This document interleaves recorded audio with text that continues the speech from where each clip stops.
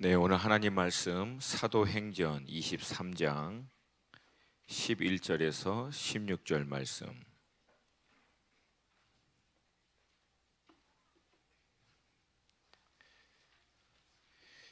네, 하나님 말씀 사도행전 23장 11절에서 16절 말씀. 네, 우리 함께 한 목소리로 11절부터 16절까지 같이 읽겠습니다.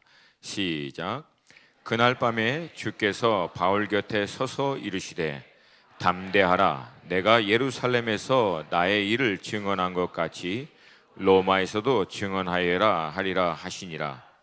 날이 새매 유대인들이 당을 지어 맹세하되 바울을 죽이기 전에는 먹지도 아니하고 마시지도 아니하겠다 하고 이같이 동맹한 자가 40여 명이더라.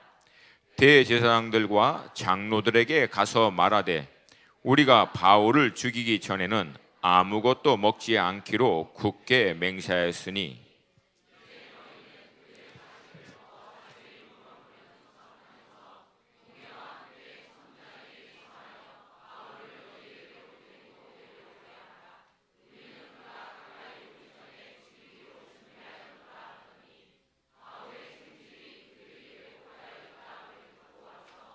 영내에 들어가 바울에게 알린지라. 아멘. 우리 수원 하나 식구들은 잘 알다시피 지난 10월에 저희들은 중동에 있는 현지 목회자들과 리더 그리고 아시아의 리더들과 함께 150여 명 정도가 모여서 일종의 컨퍼런스는 아니고요. 스케줄을 정해놓고 강사가 그냥 일방적으로 말씀을 전하는 그런 모임보다는 일종의 어떤 그냥 미팅 그런 이름으로 해서 함께 저희들이 이제 아랍어 찬양을 배워서 같이 우리 요한 전도사님이 인도해 주셔서 같이 뜨겁게 예배하는 가운데 하나님께서 좀 주시는 마음의 감동이 있는 분들이 자연스럽게 나아가서 좀 그 말씀을 나누고 함께 기도하고 위로하고 격려하는 그런 시간들을 좀 가졌습니다. 그래서 The Bridge Between Arab and Asia라고 하는 제목으로 그 모임을 가졌는데 저희들도 사실은 이제 이렇게 모임을 하게 된 지가 그렇게 오래되지 않아서 다들 좀 마음에 좀 염려는 있었어요. 이게 과연 어떻게 흘러갈까? 왜냐하면 전적으로 성령 하나님이 감동을 주고 인도해 주셔야만 이게 흐름이 이어갈 수 있기 때문에 좀 반신하면서도 좀 마음의 염려로 이렇게 했는데 감사하게도 저희들이 예상한 것보다는 너무나 놀랍게 현지인들이 은혜를 받으시고 저희들도 함께 그 은혜 받는 시간을 가졌습니다. 그리고 그 결과가 바로 다음 주에 제가 가서 바로 그 제2국에서 50여 명의 엘더들하고 리더십들이 본인들이 자발적으로 이제 그 레몬국에 가서 사역을 본인들이 하기를 원한다고 선교하기를 원하니까 와서 훈련을 시켜달라고 그분들이 요청하신 거예요. 저희들이 하자고 한 게 아니고. 그래서 50명이 일단 시작을 해서 다음 주에 그 훈련을 우리 비트 목사님이 이건 시작할 때 꼭 가야 된다 하고 이제 결정하셨는데 보내기는 저보고 가라고 결정은 자기들이 해놓고 그래서 제가 지금 갔다 오게 됩니다. 근데 외관상으로는 이렇게 큰 은혜가 물론 있었지만 사실은 이제 이 모임을 시작하기 전에 약간의 좀 어려움이 있었습니다. 이걸 다 나누는 것은 좀 어렵고요. 그러니까 그 어려운 문제를 놓고 이제 저희 사역자들이 함께 모여서 의논하면서 또 이 모임을 위해서 각자 하나님께 받은 마음들을 이렇게 나누는데 저는 이제 그때 다윗의 삶하고 이제 사도행전을 통해서 바울의 삶을 이렇게 보면서 많은 고난과 어려움이 있지만 결국 그 모든 것 위에 하나님의 전적인 주권이 결국은 그 인생들을 향한 또 시대를 향한 하나님의 뜻을 이끌어가는 것을 본다. 이것들을 쭉 나누고 우리 박 목사님도 막 그런 것들에 대해서 나누고 막 그러는데 여러분 너무나 잘 알다시피 우리 중에 영적으로 촉이 제일 빠르신 분이 그래도 조 목사님이잖아요. 그 얘기를 쭉 듣더니 형님 은총적 사고입니다. 은총적 사고. 딱 그냥 그거를 한 단어로 딱 풀어버리는 거예요. 그래서 아무리 어려운 일이 있고 문제가 있더라도 하나님의 은총적 관점으로 바라보면 결국은 그 모든 것들을 통해서 하나님이 역사하는 것을 볼 수 있다라고 하는 거예요.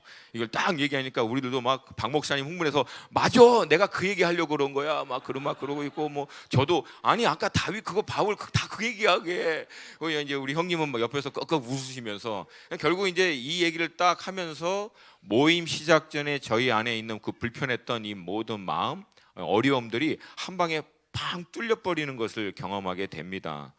여러분, 이 은총적 사고는 단순히 뭐 모든 것이 잘 되겠다, 긍정의 힘, 뭐 긍정적 사고, 모든 것이 잘 될 거야, 걱정하지 마, 막연하게 어떻게 될 거야 라고 하는 것을 얘기하지 않습니다. 이 은총적 사고의 모든 기반이 되는 것은 두 가지입니다. 하나는 우리 하나님은 살아계시고 지금도 우리 가운데 함께 하신다는 거예요. 할렐루야, 할렐루야. 우리의 삶의 실제적인 문제와 어려움 가운데서도 우리가 원망하거나 절망하지 않고 결국 그 안에서도 역사하시는 하나님을 볼 수 있는 이유는 우리 하나님은 지금도 살아계시고 역사하신다는 거예요. 또 놀라운 것은 결국 그 모든 어려움과 문제 이런 것들을 통해서도 하나님은 합력하여 결국은 선을 이뤄내신다라고 하는 것이에요. 여러분, 성경 역사나 2000년 기독교 역사를 보면은 이 믿음이라고 하는 것이 온전히 살아남을 수 있는 환경과 조건은 단 한 번도 제대로 이루어진 적이 없어요. 그러나 결국 그 모든 시대마다 결국은 하나님은 하나님의 주권에 따라 하나님의 뜻을 시대마다 이루어 가시는 것을 보게 됩니다. 할렐루야.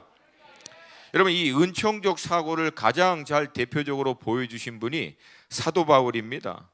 우리가 알다시피 사도 바울은 하나님께 부르심을 받고 결국 순교할 때까지 평생을 복음을 위해서 살면서요, 얼마나 많은 고난, 어려움, 그 다음에 역경, 오해, 거절, 그 다음에 억울한 일을 당했는지 몰라요. 한 번은 사도 바울이 그런 자신의 어려움 때문에 힘들어하고 있는데 결국은 또 사도 바울의 어떤 복음의 일꾼된 것에 대해서 반박하고 있는 것들을 들으면서 자신이 예수 그리스도의 복음의 일꾼된 것을 변호하면서 그렇게 일꾼으로 살면서 얼마나 고생을 하고 어려움을 당했는지를 스스로 고백하는 내용이 있습니다. 우리 함께 좀 같이 좀 읽어봤으면 좋겠어요. 고린도후서 11장 23절에서 27절, 우리 한 목소리 같이 읽습니다. 시작. 그들이 그리스도의 일꾼이냐 정신없는 말을 하거니와 나는 더욱 그러하도다. 내가 수고를 넘치도록 하고 옥에 갇히기도 더 많이 하고 매도 수없이 맞고 여러 번 죽을 뻔하였으니 유대인들에게 40에서 하나 감한매를 5번 맞았으며 3번 태장으로 맞고 1번 돌로 맞고 3번 파손하고 일주야를 깊은 바다에서 지냈으며 여러 번 여행하면서 강의 위험과 강도의 위험과 동족의 위험과 이방인의 위험과 시내의 위험과 광야의 위험과 바다의 위험과 거짓 형제 중에 위험을 당하고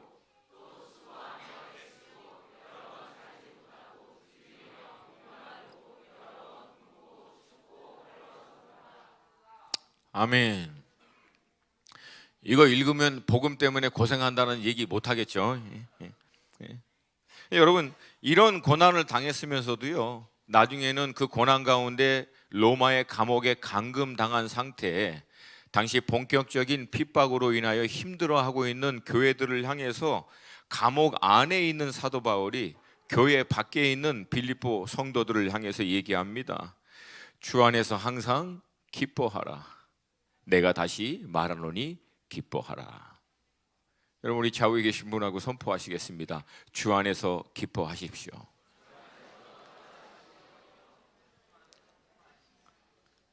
아멘이십니까? 여러분, 감옥 안에 있는 사람이 감옥 바깥에 있는 사람들을 위로하고 있어요. 기뻐하라고. 주 안에서 우리가 기뻐하는 이유는 하나입니다. 우리 주님은 지금도 살아서 역사하시기 때문에 그렇습니다. 모든 것을 합력하여 선을 이뤄내시는 분이시기 때문에 그렇습니다.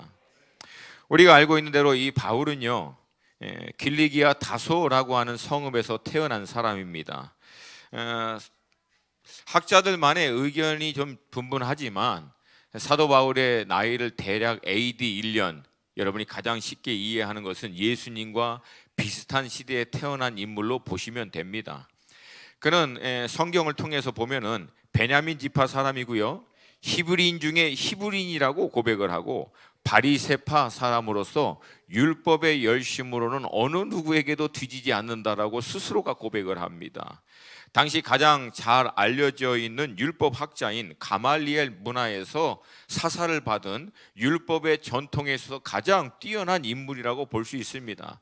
지금으로 얘기하면은 굉장히 유명한 대학의 석좌 교수 밑에서 사사를 받아서 학위를 받은 사람이라고 보시면 됩니다.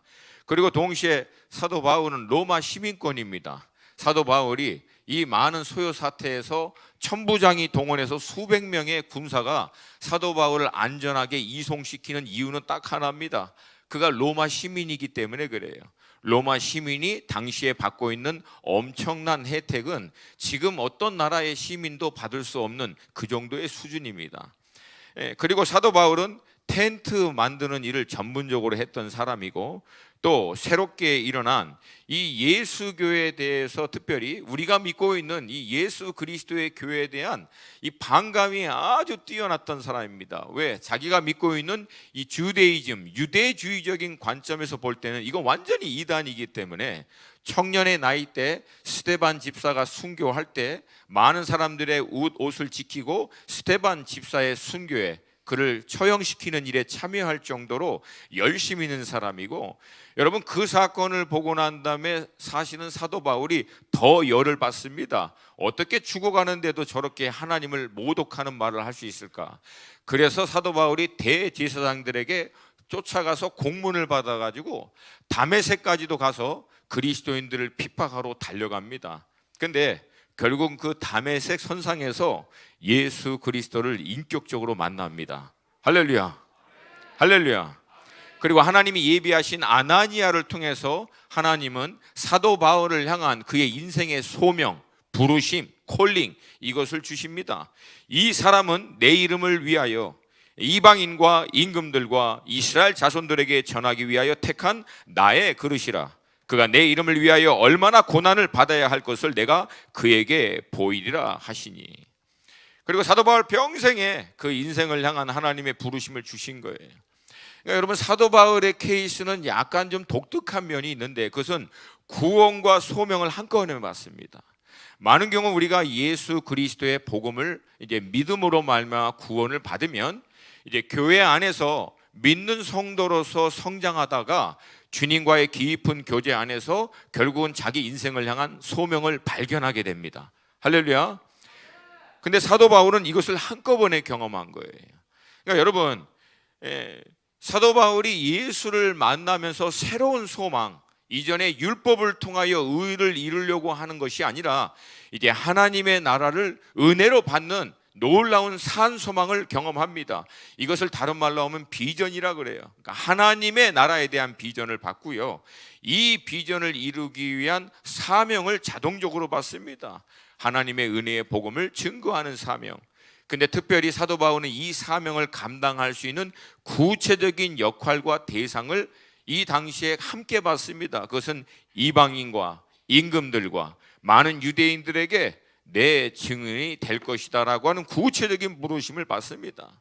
사랑하는 성도 여러분, 우리가 예수 그리스도를 만났다면 만남 이후에 우리의 삶 가운데 가장 중요한 영적인 돌파는, 그러면 이제 나는 예수 그리스도 안에서 무엇을 위하여 구체적으로 살 것인가 라고 하는 부르심, 나의 구체적인 이 삶의 자리, 역할을 발견하는 사건인 줄로 믿습니다. 청년회 때 지난 금요일 우리 김 선교사님이 그 얘기를 또 하셨죠. 청년회 때 여러분의 콜링, 부르심을 발견하시고, 또 이 부르심을 이미 발견한 여러분들은 그 믿음의 자리에서 끝까지 믿음의 경주를 잘 맞추시기를 주님의 이름으로 축복합니다. 여러분, 이 사도 바울은 대단한 사람입니다. 그렇게 예수님을 다메섹에서 만나고 난 다음에 바로 다음 날 회당에 들어가서 바로 그 예수가 하나님의 메시아, 기름 부으심을 받은 구원자라고 그냥 선포합니다. 그러니까 여러분 주변에 있는 유대인도 굉장히 당혹스러웠을 거예요. 어저께만 해도 예수 믿는 사람 때려잡던 사람이 바로 다음 날 바로 그 예수가 하나님이 보내신 메시아인 구원자다라고 막 선포를 해버린 거예요. 그리고 나서 사도 바울이요, 우리가 알고 있는 대로 아라비아로 들어가서요 근 3년간을 머뭅니다. 아마 3년간 아라비아에서 머물면서 자기가 이해했던 율법을 예수 그리스도의 복음 안에서 새롭게 정리하고 해석하는 시간, 그리고 주님과의 깊은 교제를 갖는 시간을 가진 것으로 추정을 합니다.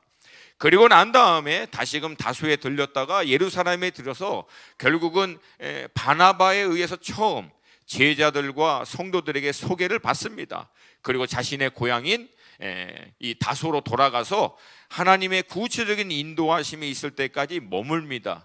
여러분 시간을 계산해보면 대략 7년에서 9년이 나와요.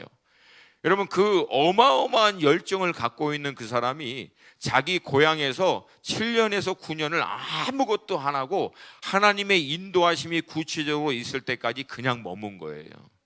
이건 여러분 고수만이 할 수 있습니다. 저도 몇 개월 가만히 있어 봤는데 순교할 것 같더라고요. 이게 쉽지가 않습니다. 그러니까 대단한 사람이에요, 이 사람은.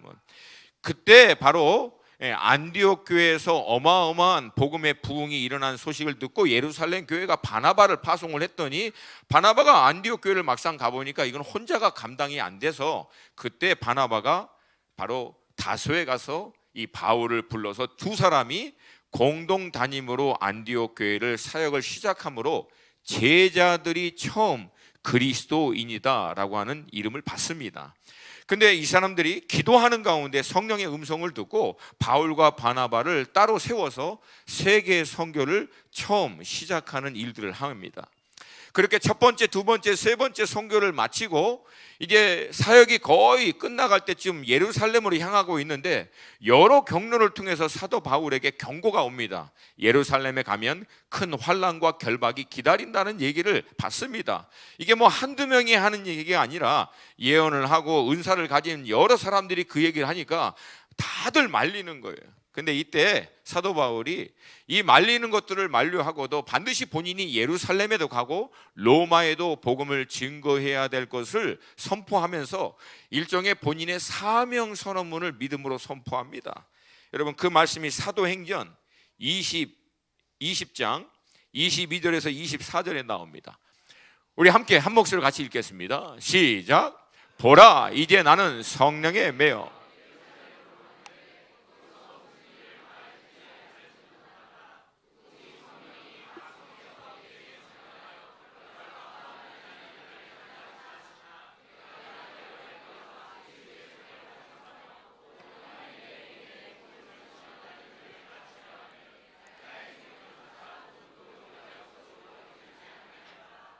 아멘. 다시 말씀드립니다. 예수 그리스도를 인격적으로 만나면 우리 안에 산 소망이 생깁니다. 이거를 다른 말로 비전이라 그래요. 그 비전은 하나님의 나라에 대한 소망이에요. 아멘입니까? 그리고 이 사명을, 이 비전을 가진 자들에게 하나님이 주신 사명이 있습니다. 사도 바울이 오늘 24절에서 그것을 다시금 언급합니다. 주 예수께 받은 사명, 곧 하나님의 은혜의 복음을 증거하는 것, 여기 안에는 제자를 세우는 것도 포함합니다. 그러니까 이 비전, 하나님의 나라의 산 소망을 갖고 있는 자들에게 모두에게 준 사명이 있는데 그것은 은혜의 복음을 증거하고 제자를 세우는 일입니다. 근데 사도 바울이 그 얘기를 하기 전에 바로 앞에 이렇게 얘기합니다. 내가 달려갈 길과, 헬라어로 보면은 접속사가 분명히 있어서 사명과 내가 달려갈 길을 구별해 놨습니다. 즉 사명은 모든 그리스도인들에게 주어진 일인데 이 사명을 감당하기 위해서 내가 달려갈 길이 있어야 된다는 거예요. 그게 곧 소명, 부르심이라고 얘기합니다. 여러분 다시 한번 강조합니다. 여러분 안에 이 소명이 분명하게 있기를 주 예수의 이름으로 축복합니다. 이 얘기를 하고 나서 사도 바울은 결국은 예루살렘으로 들어갑니다. 예루살렘에 들어가서 장로들을 만나서 하나님이 자신을 통해서 행했던 놀라운 일들을 다 보고합니다. 근데 이 보고를 받은 장로들이 함께 하나님을 찬양하고 기뻐하는 것까진 좋은데 그 얘기를 다 듣고 나서 아주 곤란한 얘기를 사도 바울에게 합니다. 그것은 뭐냐면 당시 이제 율법적인 경향이 강한 유대인들이 복음을 통해서 거듭은 났음에도 불구하고 이 율법은 이 사람들에게 뼈 마디마디 아예 그냥 깊이 배어 있는 거예요. 쉽게 가장 우리나라 상황에서 설명하면 전통적인 유교 사상에 깊이 이제 물들어 있는 사람이 복음을 통해서 거듭났음에도 불구하고 그의 생각하는 패턴, 삶의 방식 여러 것은요 유교적인 삶의 방식을 한꺼번에 이것에서부터 자유하지를 못합니다. 그럼에도 불구하고 이 사람이 분명히 거듭난 것은 분명해요. 마찬가지예요. 오랫동안 율법을 통해서 의에 이루는 것에 한평생 살았던 사람들이 복음을 통해서 믿음으로 구원은 받았지만 이 율법에서부터 쉽게 자유하지 못하고 이게 정리가 빨리 안 된 거예요. 그런 과도기가 있었습니다. 그러니까 이런 율법적인 경향이 강한 믿는 유대인들이 사도 바울에 대해서 오해를 하고 있는 거예요. 사도 바울이 막 율법도 없다고, 모세 율법도 필요 없고, 뭐 전통도 지킬 필요도 없고, 사실은 그렇게 얘기한 적이 없는데 그런 오해가 있어서 장로들이 사도 바울에게 이 문제를 해결하기 위해서 제안을 합니다. 우리 함께 좀 본문을 보겠습니다. 21장 20절에서부터 24절 함께 읽습니다. 시작. 그들이 듣고 하나님께 영광을 돌리고 바울더러 이르되, 형제여, 그대도 보는 바에 유대인 중에 믿는 자 수만 명이 있으니 다 율법의 열성을 가진 자라. 내가 이방에 있는 모든 유대인들을 가르치고 모세를 배반하고 아들들에게 할례를 행하지 말고 또 관습을 지키지 말라 한다 함을 그들이 들었도다.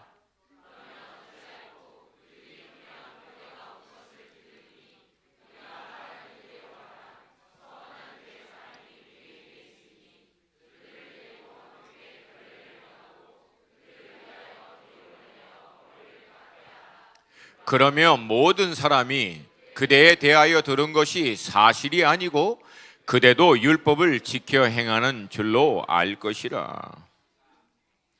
사도 바울 입장에서는 좀 답답한 일이죠. 뭐 굳이 해야 할 필요는 없지만 그러나 덕을 위해서 결국은 장로들의 제안을 겸손히 받아들입니다. 그래서 결례를 행해야 될 사람들과 함께 성전에 들어가 비용을 지불해서 이 결례를 행함으로 자신도 율법을 폐하거나 무시하는 사람이 아닌 것을 이제 입증하는 그 순서를 다 밟습니다. 근데 이번에는 엎친 데 덮친 격으로 성전에 들어가서 그것을 다 하고 있는데 이제는 유대주의자들, 이제 율법에서 이제 거의 목숨 거는 사람들이죠. 특별히 여러분 아시아에서 온 유대주의자들이 그래요. 똑같아요. 우리나라도 이민 갔다가 돌아온 아니면 이민 갔다가 있는 사람들, 해외 나갔다 온 사람들이 애국심이 더 강합니다. 이게 좀 그런 게 있어요. 그러니까 이 사람들도 외부에 살다 보니까 자신들의 정체성을 이 율법을 지키고 이것을 지켜내는 것들에 이것이 더 마음을 두는 거예요. 그러니까 이 사람들이 와가지고 바울을 성전에서 보고 나서 모함을 합니다. 이방인을 성전에 데리고 들어와서 성전을 더럽혔다라고 모함하면서 이제 막 그 군중들이 이 바울을 거의 죽일 듯이 달려들고 결국 이제 성전에서 끌어내서 어마어마한 소요 사태가 일어나는데, 여러분 이 소요 사태가 얼마나 컸으면요, 백부장이 뛰어든 게 아니고 천부장이 뛰어든 거예요. 여러분 천부장은 군사를 몇 명 동원하는 사람입니까? 그러니까 여러분 이 소요 사태의 사이즈가 대충 여러분 이해가 되시죠? 이건 미니멈 수천 명, 수만 명이 달라붙어서 바울 죽이겠다라고 어마어마한 사태가 터진 거예요. 그래서 천부장이 군사 수백 명을 동원해서 이것을 만류한 거예요.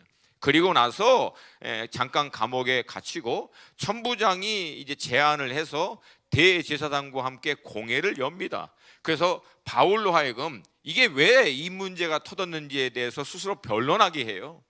근데 바울이 이걸 딱 변론하려고 하니까 공회 딱 보니까 여기 사두개인하고 바리새인들이 딱 있어요. 그래서 사도 바울이 이제 지혜롭게 얘기한 겁니다. 내가 오늘 이 자리에 있는 것은 죽은 사람의 부활 때문이다. 바로 예수 그리스도의 부활의 사건, 복음의 핵심을 얘기하면서도 이 안에 있는 문제들을 딱 지적하는 거죠. 그러니까 사두개인들이 야 부활이 어딨냐, 왜 사두개인은 부활을 안 믿고 천사도 안 믿고 영을 안 믿는데 이제 부활이 어딨냐 막 그러니까 이제 바리새인들이 부활이 왜 없냐, 영도 있고 천사도 있고 부활이, 그러니까 사도 바울은 가운데 가만히 있고 지네들 둘이 또 딥다 싸우는 거예요.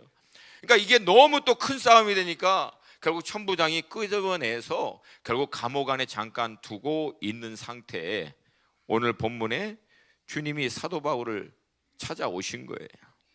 근데 여러분, 사도 바울의 입장에서 이걸 가만히 보면은요, 얼마나 답답한지 몰라요.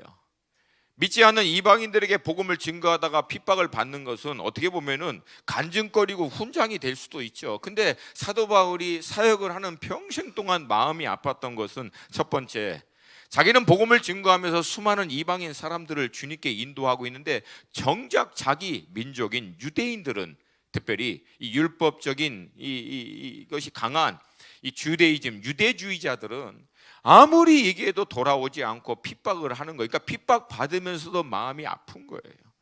또 하나는 같이 믿고 있는 이제 유대인들, 같이 믿고 있는 그리스도인들인데 계속해서 이 율법을 지켜야 되고 할례를 행해야 되고 이것 때문에 복음을 혼돈하고 있는 사람들이 사도 바울을 나중에 사도권까지도 반박을 합니다. 네가 무슨 사도야? 예수님하고 함께했던 그 사람들이 사도지. 나중에는요, 사도권 반박해서 안 되니까 네가 무슨 복음의 일꾼이야, 이 얘기까지 합니다. 여러분, 목사 보고 네가 무슨 목사야, 이건 죽으라는 얘기지.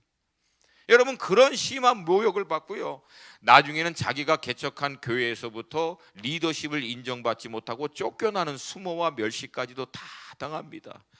여러분, 그거 다 겪고 나서 이제는 자기 민족 앞에서, 이제 어마어마한 군중들 앞에서 이제 핍박을 받고 있는 이 사도 바울에게 주님이 찾아오셔서 그날 밤 말씀하십니다. 그게 11절이에요. 우리 11절 말씀 한 번 더 읽겠습니다. 시작.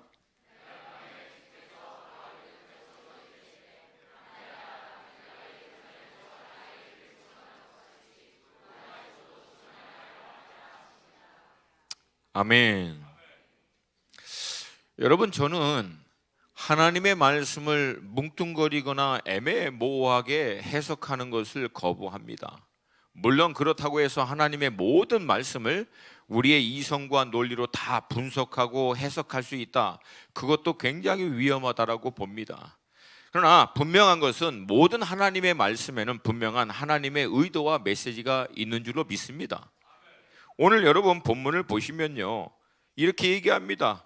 그날 밤에 주께서 바울 곁에 서서 이르시되, 다시금 얘기합니다. 이 표현을, 바울 곁에 서서 이르시되, 영문 헬라어 다 똑같이 표기되어 있어요. 여기서 여러분, 바울이 무슨 마음의 감동을 받았다거나 아니면 뭐 내적인 음성을 듣거나 주님 바라보고 생각하며 혼자 위로받았다, 그렇게 표현하지 않습니다. 주님이 바울 곁에 찾아오셔서 옆에 서셔서 말씀했다라고 얘기합니다. 여러분, 질문 하나 드릴게요. 굉장히 불편한 질문. 그러면 지금도 주님이 당신의 사람들에게 찾아오셔서 말씀하십니까? 아멘이 굉장히 겸손해요. 예, 아무도 확신이 없어요. 물론 하나님이 모든 사람들에게 찾아오셔서 말씀하신다라고 하는 말에 대해서는 저는 글쎄요, 그거에 대해서는 제가 동의하기가 힘듭니다. 모든 사람이라고 하는 전제에 대해서는. 그러나 만약 지금도 하나님은 살아계셔서 당신의 백성들에게 찾아오시고 그들을 위로하시고 격려하시고 말씀하시는 분이 맞다라고 하는 질문에 대해서는 저는 네라고 대답합니다. 왜냐하면 여러분, 가장 먼저 성경이 그렇게 기록하고 있어요. 아멘입니까? 아멘입니까? 근데 그 동일한 같은 그 성경 안에서 하나님을 어제나 오늘이나 내일이나 동일하신 분, 신실하신 분으로 표기하고 있습니다.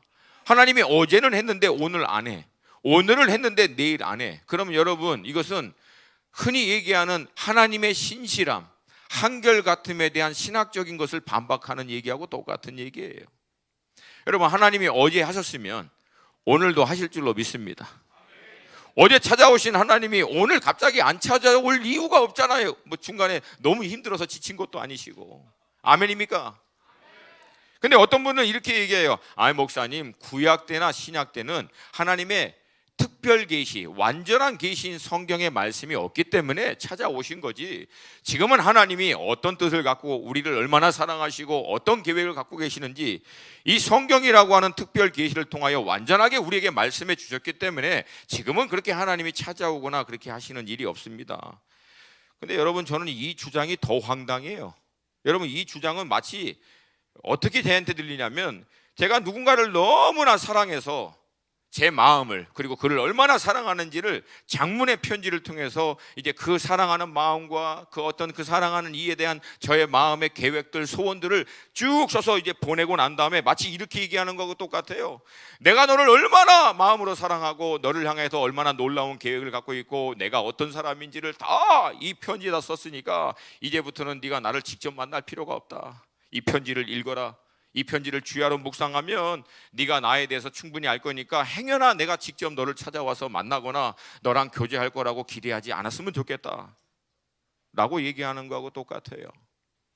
여러분, 어떤 한 인격이 다른 한 인격을 편지 한 장으로 그 만남과 교제를 제한합니까? 오히려 그 편지를 준 이유는 더 깊은 만남, 더 깊은 교제와 은혜의 자리로 나올 수 있도록 하기 위한 통로가 아니겠습니까? 여러분, 동의하십니까? 동의하십니까?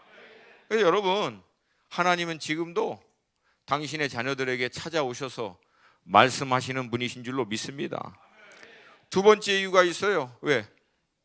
지금도 그 하나님을 만난 사람들이 너무 많아. 그건 그리스도인들끼리 짜고 하는 얘기겠지. 아니, 모슬림이 만났어. 그건 어떻게 얘기할까요? 모슬림이 예수 만났다라고 우리한테 거짓말할 이유는 없잖아요. 근데 모슬림 이맘의 와이프도 만나고 이맘도 만나서 주님께 돌아와요. 근데 재밌습니다. 그 사람들이 만난 분들이 공통적으로 다 똑같아요. 얼굴이 너무 환하게 비쳐가지고 얼굴을 볼 수가 없고 하얀 옷을 입고 손을 벌리고 자기의 이름을 불렀는데 손에 공통적으로 못자국이 다 있는 거예요. 짜고 하지 않았겠죠. 모슬림끼리 왜 짜고 예수 그리스도를 증언하시겠습니까? 근데 여러분, 꿈꾸다가 잠깐 잠에 들어서 본 게 아니에요. 거실에 앉아 있다가 들어오신 주님을 만났다라고 하는 얘기도 저희는 현지 모슬림 배경에 있는 사람들을 너무나 많이 만나봤어요. 할렐루야, 할렐루야. 이게 현대인들이 갖고 있는 문제. 제가 이 엄청난 얘기를 했는데도 얼굴이 차분해. 여러분들은 이게 정말. 그럼 이제 목사님, 근데 왜 그러면 여기는 안 찾아오세요? 왜 우리는 여기서 안 오십니까? 나도 몰라요, 그거는. 근데 한 가지 내가 여러분에게 제안 드리고 싶으신 거 있어요. 여러분, 주님 만나고 싶으세요? 중동으로 가세요. 거기는 자주 나와. 거기선 자주 나오셔. 왜 그러냐고 나한테 따지지 마세요. 나도 몰라요, 그 깊은 뜻을. 근데 중동에는 주님을 인격적으로 그냥 대충 만난 게 아니라 그냥 실제적으로 만나신 분들이 너무나 많다라고 하는 거예요.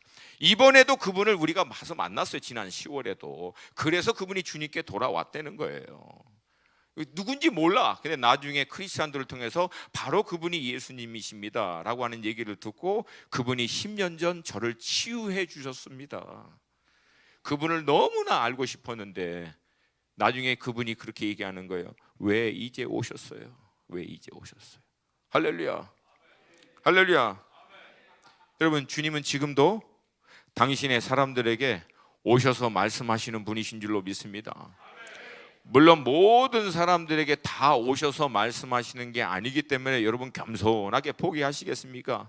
아니면 모든 사람은 아니겠지만 그래도 간절히 자기를 찾는 자들에게는 만나주시고 말씀하시고 역사하는 분이신 것을 믿기에, 주님, 저도 그 주님 만나고 싶습니다. 주님, 그 주님의 음성 저도 듣고 싶습니다. 주님, 저도 만나 주시옵소서. 여러분, 이게 믿음이에요. 이게 믿음이라는 거예요. 할렐루야, 할렐루야. 이 믿음이 여러분 가운데 있기를 주님의 이름으로 축복합니다. 이어서 주님은 바울 곁에 서서 다음과 같이 얘기합니다. 담대하라. 왜 담대하라고 얘기했을까요? 제가 이제 지난주에 그 사랑하는 교회에서 나눴더니 거기 여자 목사님이 왜 담대하라고 그랬을까요? 그러니까 이 목사님이 너무 큰 목소리로 쫄아서요.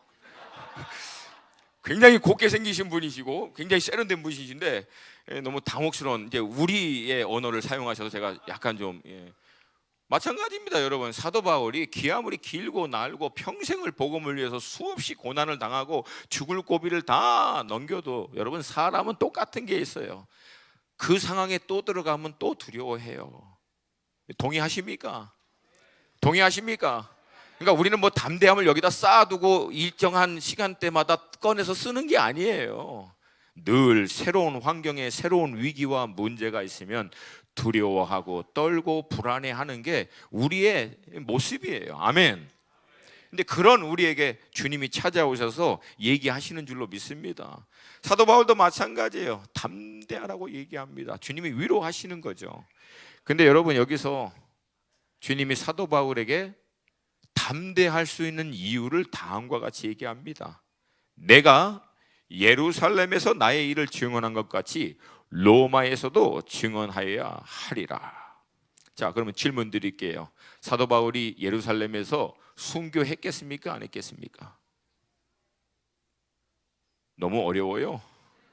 주님이 담대하라 얘기하시고 이렇게 얘기하셨어요. 네가 예루살렘에서 복음을 증거한 것 같이 로마에서도 복음을 증거하여야 하리라. 그러면 사도 바울이 예루살렘에서 순교합니까? 안 합니까? 여러분, 그래서 담대한 거예요. 무작정 성품 때문에, 기질 때문에 담대한 게 아니고 주님이 자신을 통해서 할 구체적인 말씀이 있고 이 말씀을 이룰 때까지는 주님이 자기와 끝까지 함께 하신다라고 하는 확신이 있기 때문에 어떤 위기와 어려움 안에서도 담대한 거예요. 사랑하는 여러분, 저는 현대 그리스도인 우리가 이 세상에서 믿음으로 고난과 위험과 어려움을 당하고 때로는 삶의 실질적인 문제 때문에 어렵고 힘들어도 우리가 담대할 수 있는 이유가 바로 이거라고 믿습니다. 여러분, 이 담대함이 우리에게 필요합니다. 세상 아무리 뭐라고 얘기해도 주님이 예수의 피로 나를 사서 나를 통하여 주님이 이 땅 가운데 이루려고 하신 나를 향한 그 소명을, 부르심을, 콜링을 이룰 때까지는 내가 결단코 죽지 않으리라. 무너지지 않으리라. 멈추지 않으리라. 여러분, 이 담대함이 우리 그리스도인들에게는 상황과 환경이 주는 담대함보다도 더 엄청난 능력을 줍니다. 주님이 오셔서 내게 얘기하시는 거예요. 할렐루야. 할렐루야. 여러분, 저도 사역을 하다 보니까 이렇게 힘들고 어려울 때가 있어요. 근데 사실은 한 번은 저는 알다시피 비행기를 1년에도 한 1, 20번씩 타고 다니잖아요. 그러니까 지난 한 20년 동안 비행기를 이렇게 탔으니까 비행기 안에서 얼마나 버라이어티한 일들이 많았겠어요. 근데 한 번은 진짜로 저도 힘들 정도로 생명의 위협을 느낄 만큼, 왜? 엉덩이가 의자에서 들썩들썩 걸릴 정도로 이 트래블레이션이라고 그러잖아요. 막 떠는 거. 이게 너무 떠니까요, 이제 막 울고 난리예요. 막 비명 지르고, 막 그 스튜디오스도 나중에 괜찮다고 앉아 있으라고 하다가 더 이상 그 얘기도 안 해. 스튜디오스도. 왜? 지도 무서워가지고 막 이렇게 떨고 있으니까. 그러니까 저도 막 이제 무서웠죠. 무섭고 있는데 이제 기도하고 있어요. 제가 이제 사역 때문에 가는 길이었는데 한참을 기도하는데 갑자기 성령님이 지혜를 주시는 거예요. 왜? 내가 기도하다가 기도 응답받고 그 사역지로 가고 있고요. 그거 끝나면 그 다음 주에 또 응답받고 사역이 갈 곳이 남아 있었어요. 그러면 여러분, 가만히 보니까 주님이 분명히 가서 복음을 증거하고 그 다음 주엔 또 선교사들 훈련하는 것을 확증을 해 주신 일이기 때문에 이 비행기는 추락한다, 안 한다? 안 한다. 이게 제 안에서 담대함으로 일어나더라고요. 그러면서 제가 주변에 떨고 있는 사람들을 쭉 보면서 그랬어요. 너희들은 나 때문에 다 살았어. 절대 이 비행기 안 떨어져. 할렐루야. 할렐루야. 기질 때문에, 제가 성품 때문에, 상황과 환경 때문에 아니에요. 여러분, 제가 딱 한 가지 때문에 그 순간 돌파했어요. 주님이 주신 말씀을 이룰 때까지는 괜찮을 거다라는. 할렐루야. 할렐루야. 상황과 환경을 바꾸려고 하지 마시고, 상황과 환경에 상관없이 여러분 개인을 향한, 가정을 향한, 몸된 교회를 향한 하나님의 부르심, 계획이 분명히 있기 때문에 이것을 이룰 때까지는 하나님이 우리와 함께 하신다라고 하는 믿음의 확신, 이게 우리에게 무엇보다도 필요하다라고 하는 거예요. 할렐루야. 이 영적인 돌파가 여러분 가운데도 있기를 도전드립니다. 그러나 여러분, 이런 주님의 믿음의 확증과 은혜만큼 어둠의 반격도 장난 아닙니다. 그 사건이 있고 난 바로 다음 날 40여 명의 이 극단주의자들, 유대주의자들이요, 사도 바울을 죽이기 전까지는 마시지도 먹지도 않겠다라고 결단합니다. 그게 12절과 13절이에요. 함께 읽습니다. 시작.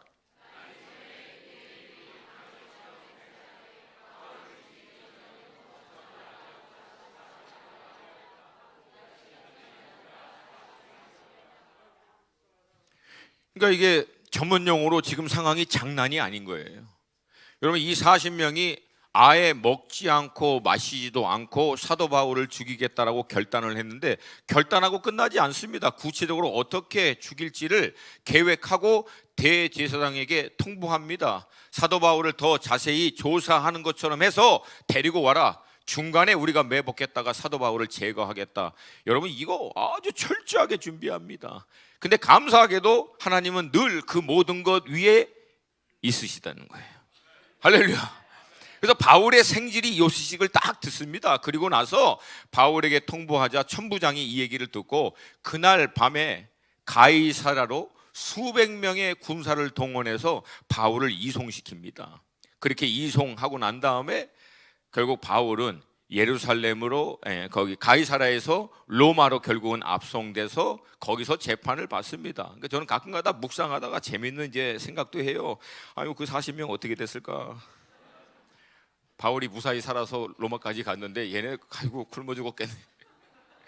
그러니까 여러분, 결단도 좋은 걸 위해서 하셔야 돼요. 아멘입니까? 예. 근데 여러분, 그렇게 가이사라로 끌려간 바울이요, 그때부터 또 1년 반, 거의 2년 동안 질질 끌려다니면서 이런저런 재판 받으면서 시간을 어떻게 보면 허비합니다. 빨리 로마로 가서 복음을 증거해야 하는데 그냥 쓸데없는 재판을 다니면서 답답하고 힘든 시간들을 보내는데요, 사도행전을 가만히 보면은요, 그 과정이 모두가 하나님의 섭리였어요. 여러분, 예루살렘 성전에 가서 결례를 행할 필요도 없는데 결국은 그거 행하다가 결국은 잡혀서 나와서 잡히죠. 근데 여러분, 그때 잡혀가지고요, 아까 얘기했죠, 천부장이 동원될 만큼 수만 명의 군중들이라고. 여러분, 그 군중들 앞에서 사도 바울이 복음 증거합니다. 나중에 잡혀서 공회, 사내들인 공회를 얘기합니다. 우리나라 같으면 국회의사당을 얘기합니다. 거기에 있는 모든 각종 강료들, 모든 통치자들 앞에서 사도 바울이 거기서도 또 예수 그리스도의 부활에 대해서 증거하죠. 나중에 가이사라로 압송되고 난 다음에 가이사라의 총독인 벨릭스와 그의 유대인 아내에게 또 복음을 증거합니다. 시리아 사태가 터져갖고 벨릭스가 이제 잘리고 베스도가 총독으로 부임하게 되는데 그 베스도에게도 또 사도 바울이 복음을 증거합니다. 새로운 총독이 부임했기 때문에 아그리파 왕과 그의 누이 동생들, 모든 그 도시에 있는 리더십들이 다 모인 자리에서 그 사람이 나도 사도 바울의 얘기를 좀 들으면 좋겠다 해서 불러가지고 도시 전체에 있는 모든 높은 사람, 아그리파 왕 앞에서 사도 바울이 복음을 증거합니다. 나중에 로마로 압송되고 난 다음에 내가 시저 가이사에게 내가 호소한다고 얘기하고 난 다음에 나중에는요, 로마의 황제 앞에서도 복음을 증거합니다. 그 수많은 고난과 어려움과 역경, 답답하고 낭비되는 시간들을 다 통과하는 것 같지만 여러분, 그 모든 것들을 통해서 아나니아를 통해서 하나님이 사도 바울을 향해서 주신 부르심, 소명, 그 말씀 그대로 다 이루십니다. 이 사람은 내 이름을 이방인에게 맨 처음 증거했죠. 임금들과 나중에는 총독과 모든 분봉왕과 나중에 황제에게까지 했죠. 그 다음에 이스라엘, 마지막에 잡혔을 때는 전부 대부분 이스라엘 사람들에게 복음을 다 증거합니다. 그러니까 하나님이 사도 바울을 다메섹에서 만나시고 부르신 그 소명대로 결국은 다 이뤄내십니다. 할렐루야. 할렐루야. 수많은 고난과 역경이 있었지만 결국은 하나님께서 바울을 향해서 내가 너를 통하여 이루겠다라고 하는 모든 뜻은 결국은 하나님이 그의 믿음의 순종을 통해서 다 이뤄내십니다. 근데 물론 여기에 이제 영적인 반격의 질문이 나와요. 아니 목사님 그래도 순교했잖아요. 갑자기 맥이 빠지죠. 그래 순교했지. 예. 뭐 아무리 하나님 보호하시고 역사하시고 뭐 해도 결국은 순교했잖아요. 근데 여러분 맞습니다. 결국은 순교했어요. 근데 여러분 예수님도 마찬가지예요. 예수님이 하나님 아버지가 능력이 없어서 십자가에서 돌아가신 게 아니라 오히려 복음의 능력을 완성하시고 부활의 능력을 증명하시기 위해서 십자가에서 돌아가셨습니다. 할렐루야. 바울은 복음이 약해서 복음이 별 볼 일이 없어서 비참하게 순교한 게 아니라 복음이 한 사람이 자기의 인생, 자기의 생명을 내어 던질 만큼 얼마나 강력하고 가치가 있는지를 삶을 통해서 증명해 주신 거라는 거예요. 근데 여러분 질문을 이제 정정해야 돼요. 왜? 그래도 결국은 순교하고 죽었잖아요. 질문할게요. 그럼 안 죽는 방법이 있습니까? 아담과 하와가 죄를 지어 결국은 창조 세계 안에 죄가 들어온 이후 죄의 결과인 사망이 인류 가운데 들어와서 그 이후에 태어난 모든 사람은 다 죽습니다. 제가 여러분 예언할 수 있어요. 여기 계신 분 다 돌아가세요. 그러니까 안 죽는 방법, 무슨 세이스피어입니까? 우리가 죽느냐 사느냐 그것이 문제로다. 아니 죽어요. 죽어 어차피. 그러니까 질문을 다시 하셔야죠. 뭘 하다가 죽으시겠냐는 얘기예요. 뭘 위해서 죽으시겠냐는 얘기예요. 여러분 이 세상에 있는 것 위해서 살다가 병 들어서 앓다가 돌아가시면 그 아름답습니까? 그건? 이 세상에 있는 것 추구하다가 갑자기 사고로 돌아가시면 그러면 그거는 굉장히 원더풀한 거예요. 여러분 사람들이 잘못된 생각을 갖고 있어요. 항상 순교하고 생을 복음을 위해서 마치게 되면 그건 굉장히 비참한 거라고 생각을 하고 있는데 여러분 그렇지 않습니다. 어차피 사람들은 다 죽어요. 무엇을 위해서 죽을 것이냐? 무엇을 하다가 죽을 것이냐는 얘기예요. 더 중요한 게 뭐예요? 무엇을 하다가 죽을 만큼 여러분의 생명이, 여러분의 인생이 아깝지 않은 것을 위해서 살겠냐는 얘기예요.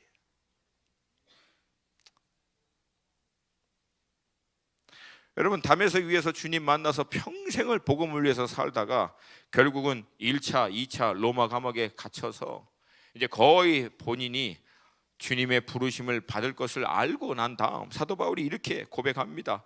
전제와 같이 내가 벌써 부어지고 나의 떠날 시간이 가까웠도다. 여기서 얘기하는 전제는 죽은 사람에게 부어주는 기름을 얘기하고 이제 내가 떠날 때가 가까웠다. 자기의 영적인 아들인 디모데에게 이 편지를 씁니다. 그리고 나서 자기의 영적인 아들인 디모데에게 자기 평생의 삶에 대해서 본인이 스스로 신앙 고백을 합니다. 그게 디모데 후서 4장 7절과 8절이에요. 7절과 8절 한 목소리 읽겠습니다. 시작. 나는 선한 싸움을 싸우고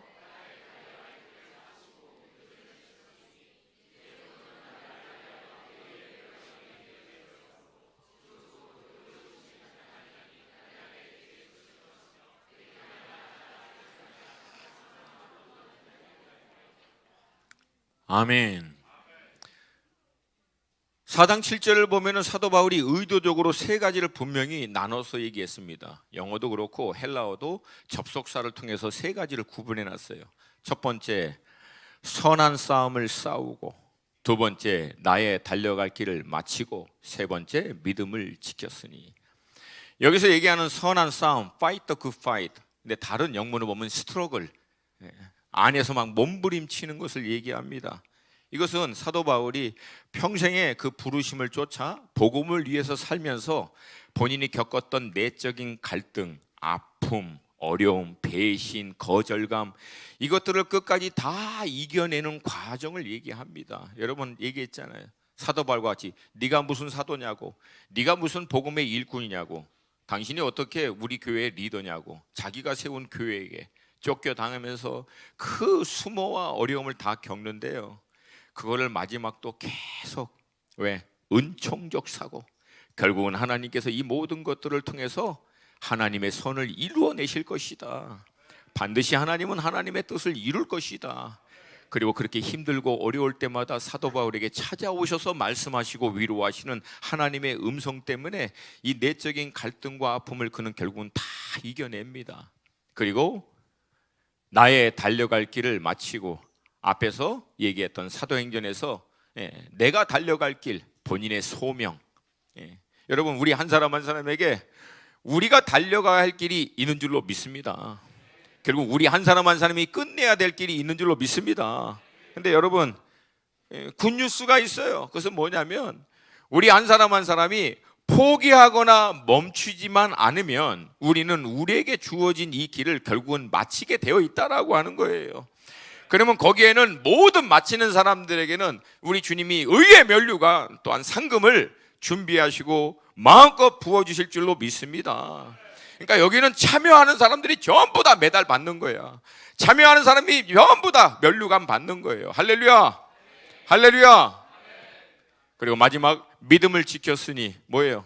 수고하고 다 감당하고 끝까지 주님 앞에 바로 서 있는 걸 얘기합니다. 그리고 이렇게 얘기합니다. 이제 후로는 나를 위하여 의의 면류관이 예비되었으므로 주 곧 의로우신 재판장이 그날에 내게 주실 것이요. 근데 내게만 아니라 주님의 나타나심을 사모하는 자들, 믿음으로 자기의 달려갈 길을, 이 경주를 끝까지 맞추려고 하는 모든 자들에게 주님이 이 의의 면류관을 주시는 줄로 믿습니다.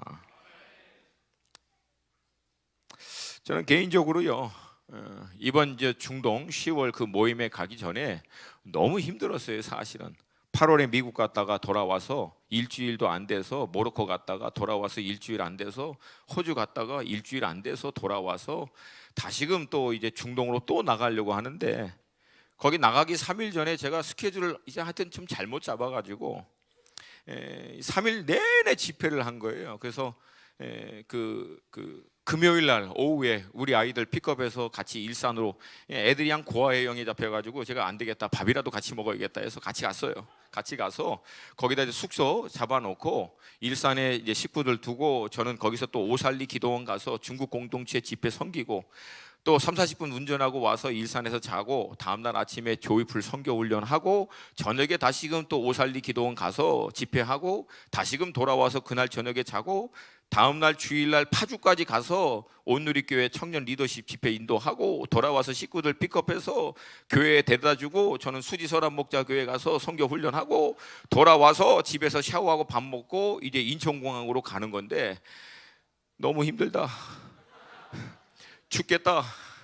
아니 그래서 나중에 이제 막 나온 거죠. 아니 주님 왜 나만 이렇게 생고생을, 너무 힘들어요 주님, 막 그러고 있는데 막 궁시렁궁시렁 있는데 그때 제가 우리 끼니 사도행전을 묵상하고 있었고 그때 제가 사도 바울에 대해서 묵상을 하고 있는데, 제가 이제 묵상을 깊게 하는 방법 중에 하나는 본문 안에 나와 있는 인물의 입장에 한번 깊이 들어가 보는 거예요. 그러니까 그때 제가 할 수만 있으면 사도 바울과 제가 같이 좀 이렇게 그 입장에서 이걸 깊게 묵상하니까 그분의 어떤 아픔, 갈등 이걸 좀 느끼고 있는 그런 이제 시간이었는데 너무 죽겠다 막 그러고 있는데 제 안에서 사도 바울 선생님께서 한 말씀 하시는 것 같더라고요. 야! 너는 차 타고 다니지. 너는 비행기라도 타고 다니지. 제가 어저께 사도 바울 그거 영화를 봤는데 사도 바울이요 복음 전파하느라고 평생에 16,000km를 걸었답니다. 16,000km. 감이 안 오죠? 16,000km를 걸었어요. 야 너는 차 타고 다니면서 힘들다 그래? 나는 생짜로 다 걸어서 임마 막 그런 소리가 들리는 것 같아요. 근데 여러분 제가 이제 그걸 겪고 나서 중동 가기 전에 저희들이 그 터키에 있는 박 목사님에게 신방 갔어요. 조 목사님하고 고 목사님하고 저하고 우리 터키 박. 아유 안 오시냐고 하도 그러길래 안 가면 삐질 것 같아서 갔는데 그 박 목사님이 계신 터키 지금 아다나라고 하는 지역이 바로 사도 바울 때 길리기아 다소성입니다. 근데 거기 갔는데 뭐 이제 뭐 이것저것 구경하고 뭐 사도 바울의 우물, 근데 뭐 그 바울이 왔을 것 같지도 않아요. 보니까 별로 감동이 없는데 마침 근데 한 군데를 발견한 게 길리기아 성에서 이제 더베로 넘어가는데 길목에 관문이 있어요. 근데 그거는 2000년 전에 만들었던 관문. 그리고 여러분 아시다시피 그때 로마가요, 로마를 중심으로 해서 모든 로마의 주요 도시마다 1m 높이의 돌을요 땅에 박아서 마찰길을 만들어 놨습니다. 이유가 뭔지 아세요? 속도예요, 속도. 전쟁이나 모든 일에 속도를 얼마만큼, 이 소식을 얼마만큼 빨리 다음 마을에 전파하느냐, 이게 정말 관건이거든요. 그래서 그 어마어마한 수고를 하면서 1m 높이의 돌을 다 박아서 마찰길을 만들었는데, 사도 바울이 로마에도 가서 복음을 전하려고 하는 것은 로마의 복음이 퍼지면 바로 그 길을 통해서 전 세계로 퍼지기 때문에 그래요. 근데 이 길리기아 다소에, 그 당시에 지금의 아다나에 이 길이 지금도 있는 거예요. 거길 간 거예요, 마지막에. 사진 한번 좀 보여주세요. 바닥에 여러분 보이시죠? 그 돌, 그게 2000년 전에 로마가 1m 높이의 돌을 박아서 만든 길입니다. 양쪽이 굉장히 좁죠. 왜냐하면 마차 하나만 딱 지나가면 될 거라고 했기 때문에 그렇게 만들어 놨어요. 그러니까 사도 바울이 길리기아 다소에서 이 관문을 넘어서 이제 더베로 넘어가는 거예요. 더베로 넘어가는 다음 사진 보여주세요. 근데 이 길 따라 쭉 가서 복음 전한 거예요. 이제 여기를 우리 고 목사님 네 분하고 조 목사님, 박 목사님 저 같이 이렇게 딱 갔는데, 이제 뭐라고 할 말이 없죠. 이거 보면서 아, 우리 사도 바울 선생님 이 길 다니면서 복음 전했구나. 그래서 우리 사모님이 그래도 다는 아니지만 한 500m라도 조금이라도 좀 걸어봤으면 좋겠다. 근데 걸어가는데 아무도 말을 안 하는. 뭐 아름답네, 뭐 어쩌네, 뭐 그냥 가만. 평생을 그렇게 핍박받고 매 맞고 죽을 위기 넘기고 굶고 그 고생 다 하면서 이 길 따라서 복음 전한 거예요.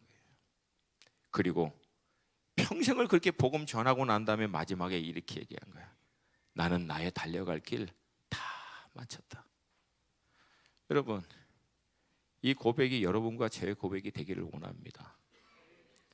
이번에 제가 어저께 조이풀 선교 훈련을 끝내고 선교 훈련 받는 친구들이 바울 그 영화를 본다 그래서 결국 같이 가서 봤어요. 근데 그 영화에서 제가 깨닫는 게 있어요. 다른 것도 물론 있지만 마지막에 바울이요, 그 감옥을 지키는 그 간수장, 로마 뭐 한 100부장 정도 되죠. 그 사람에게 얘기합니다. 세상 사람들은 마치 이 넓은 바다에서 바닷물 하나를 자기 손으로 이렇게 움켜쥐려고 하는 거하고 똑같다.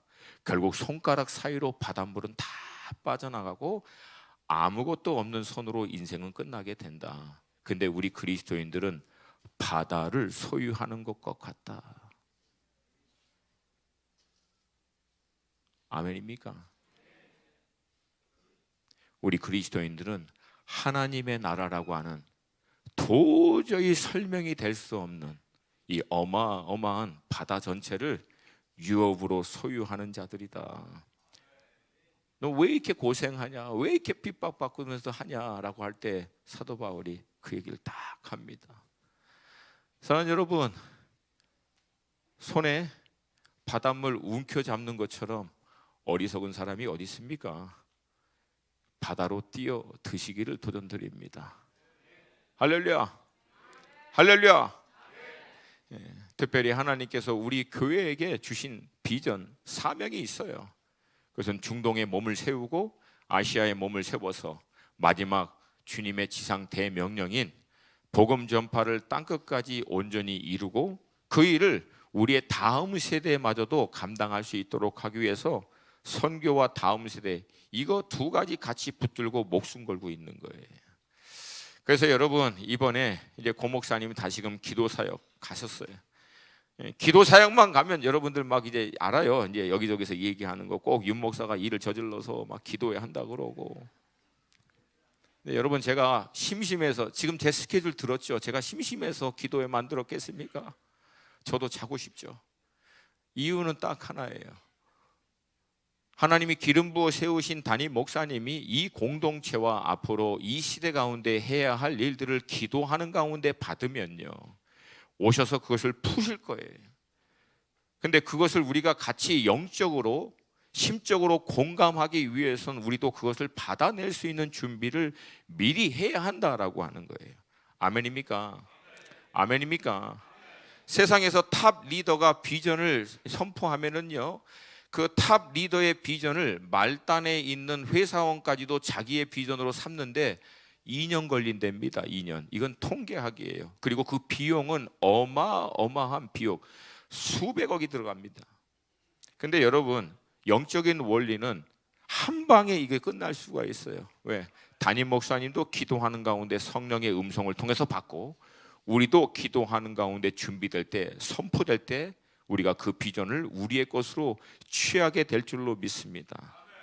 그거 준비하자고 이번에 2주 우리가 기도로서 우리 영을 깨우고, 또 우리가 그것을 온전히 영적으로 소화하고 한 마음과 한 뜻으로 달려갈 수 있도록 준비하자고 기도회를 시작한 거예요. 아멘입니까? 아멘입니까? 특별히 이번에 기도회 포스터를 보여주세요.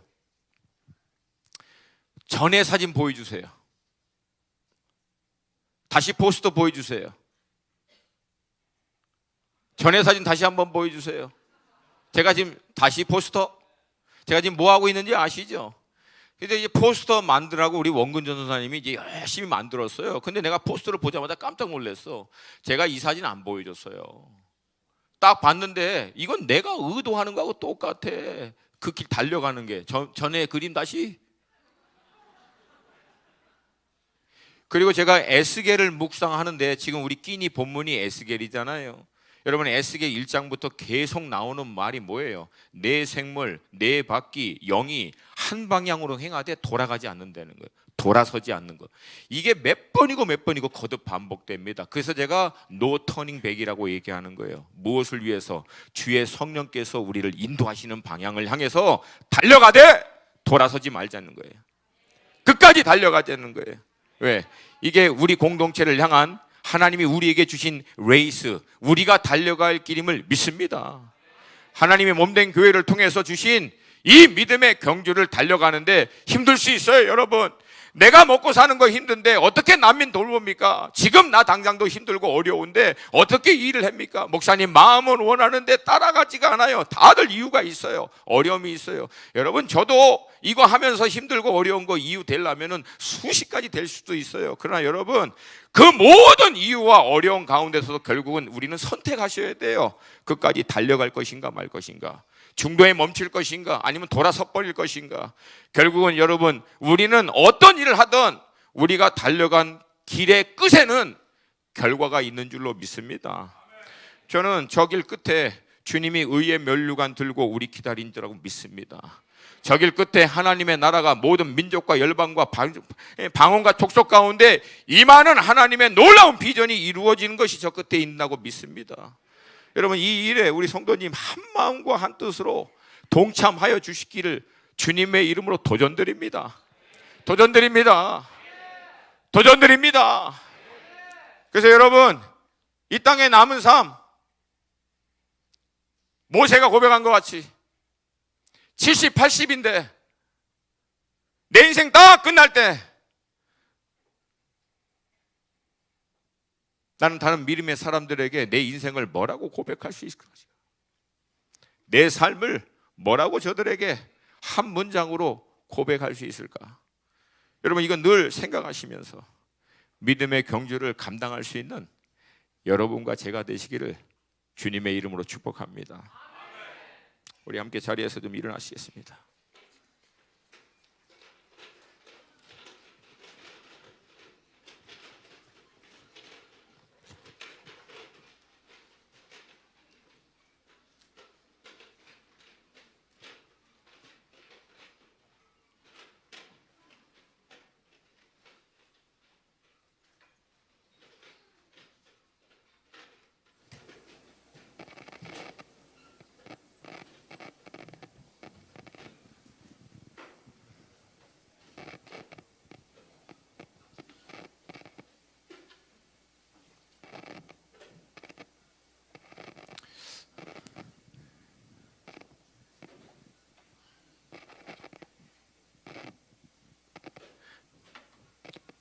사랑하는 여러분, 제 안에는 기대가 있어요.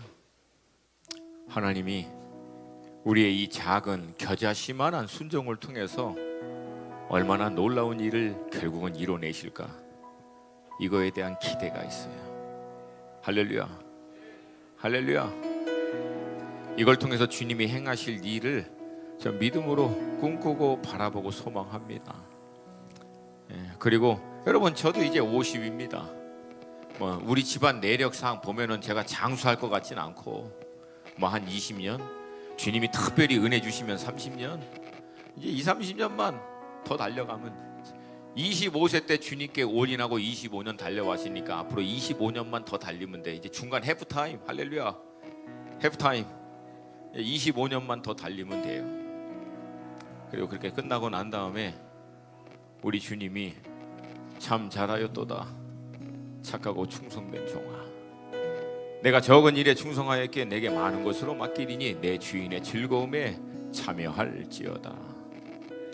그 말씀하시고 제 머리 위에 면류관 씌워주시고 저를 안아주시고 이제 영원히 슬픔도 눈물도 고통도 없는 내 나라에서 샬롬, 안식하고 조이, 기쁨을 마음껏 누리며 나와 함께 영원하게 살자.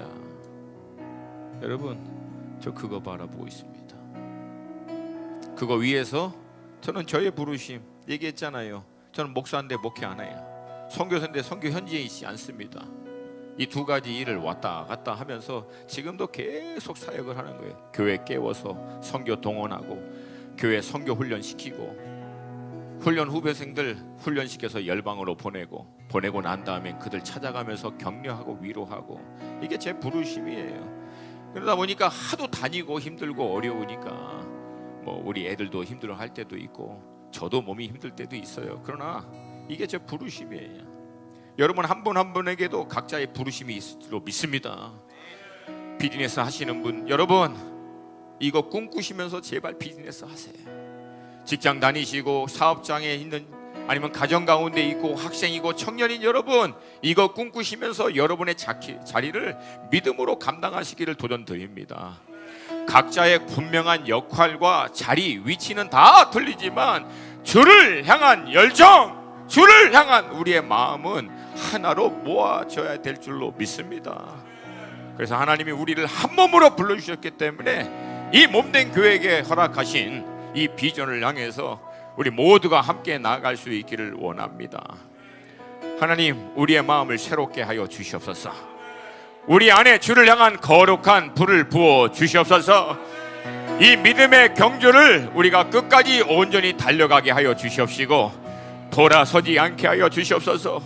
돌아서지 않게 하여 주시옵소서. 우리 주님의 이름 한번 부르고 기도합니다. 주여!